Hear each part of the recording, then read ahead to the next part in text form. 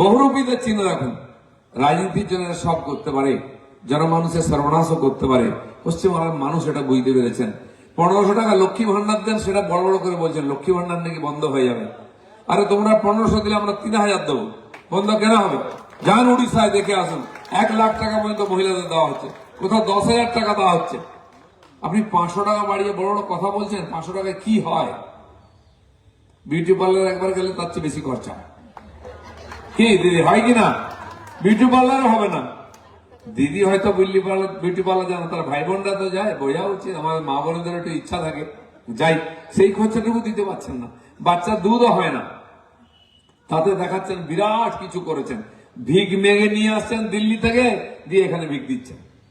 আরে দম থাকলে করুন, টাকা তুলুন, বাজেট পাস করে দিন। টাকা পারবেন না। লোকের আবাস যোজনার টাকা মারছেন, শৌচালয়ের টাকা মারছেন, রাস্তার জলের টাকা মেরে দান দক্ষিণা দিয়ে ভোট কিনছেন। এর বেশি কিছু করতে পারবেন না।